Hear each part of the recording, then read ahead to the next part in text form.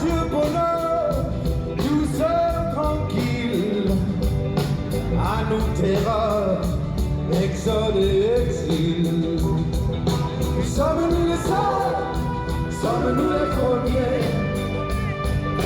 sommes-nous les seuls, serons-nous les derniers.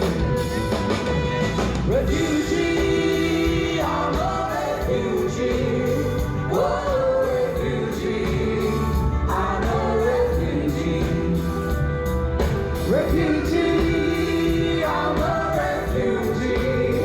Oh, refugee.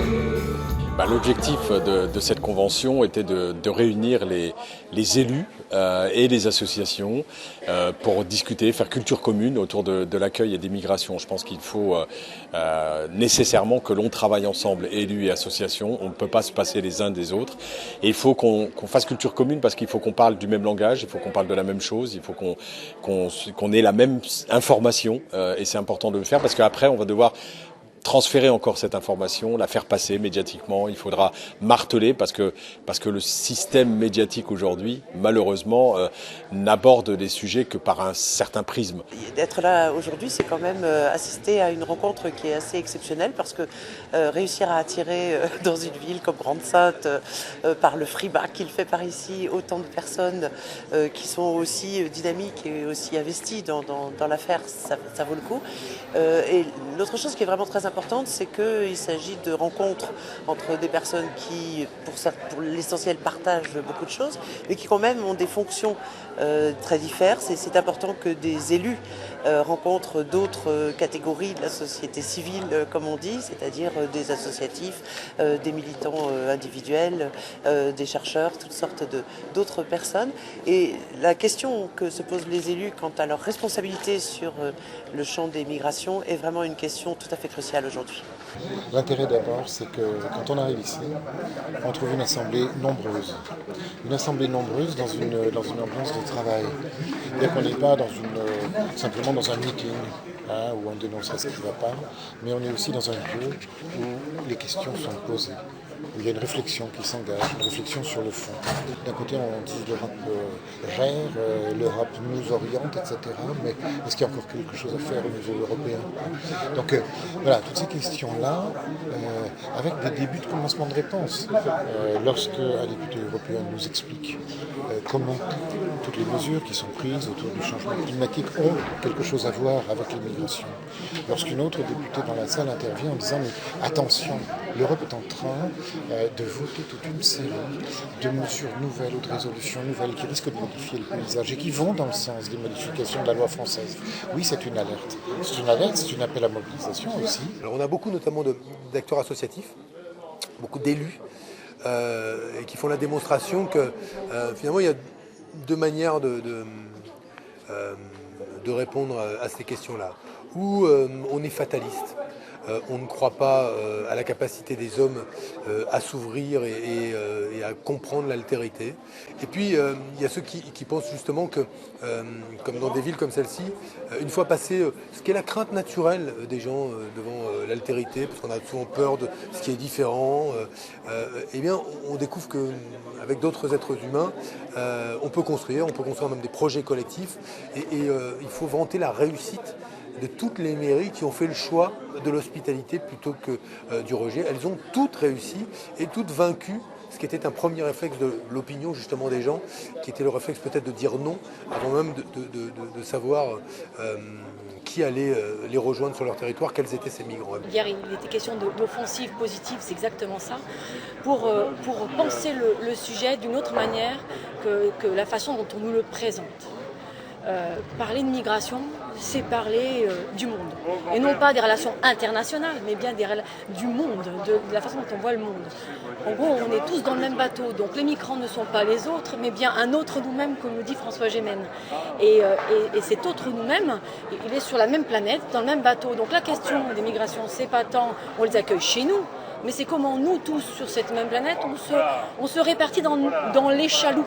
J'ai envie de dire à M. Collomb, va toi prendre cette gamine et va prendre-la et dégage-la où tu as envie. Fais-le, voir un peu si tu es capable de le faire, quoi. Et c'est pas simple de le faire. Et quand on est sur le terrain, on est conscient que dégager quelqu'un en Italie ou dans son pays, c'est beaucoup plus compliqué. C'est beaucoup plus facile de le penser quand on est sur son canapé, dans son salon, et qu'on n'a jamais vu un migrant de sa vie.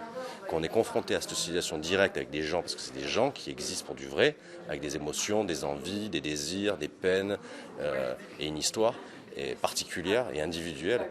Et c'est ça, le problème, il est là, c'est que on ne parle pas d'un flux migratoire, on ne parle pas d'un pourcentage, on parle de gens, de vrais gens qui existent pour du bon.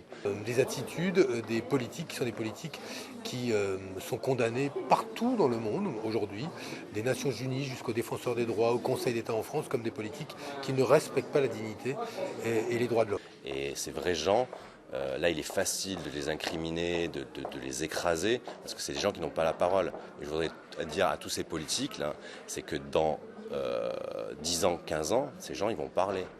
Et on aura forcément des comptes à rendre. Là, c'est facile, hein, ils ne parlent pas. Une convention qui réunit des femmes et des hommes qui sont engagés sur le terrain pour proposer non seulement un autre visage de la France, plus hospitalier, plus respectueux des principes fondamentaux de la République, mais surtout qui veulent contrarier la volonté de ceux qui gouvernent le pays aujourd'hui, finalement d'alimenter le ciment social de la peur de l'étranger, de continuer à faire dans le plus répressif à chaque fois, d'aller vers des solutions dont on sait qu'elles sont inefficaces à atteindre les buts qui sont visés par le gouvernement, en l'occurrence expulser plus. Et j'espère que la France n'ira pas trop loin dans la déshumanisation et qu'on prenne conscience qu'on est la 5e puissance mondiale parce qu'on représente quelque chose. Et on représente l'humanité, on représente beaucoup de choses à l'étranger. Et que la France soit attractive, c'est plutôt positif.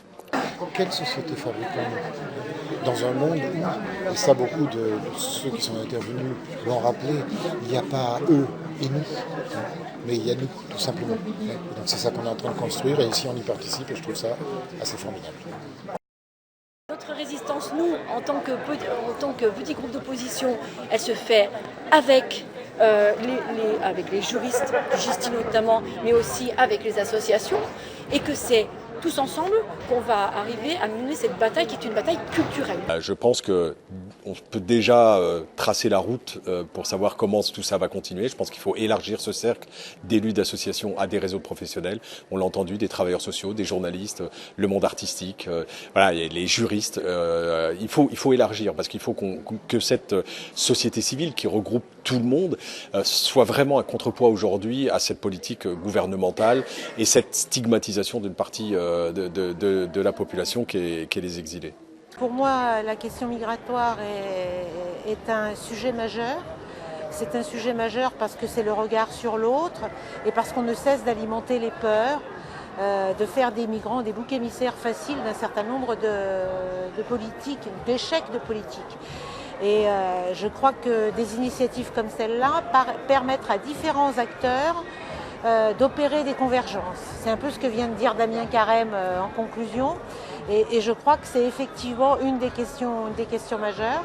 Et c'est une question majeure pour moi, députée européenne, parce que beaucoup de choses se dessinent au niveau européen, mais souvent, le plus souvent, à l'initiative des États membres. Et l'Europe elle-même sert de bouc émissaire. Donc il faut qu'on soit très vigilant par rapport à ça et qu'on continue d'y travailler en permanence. One side.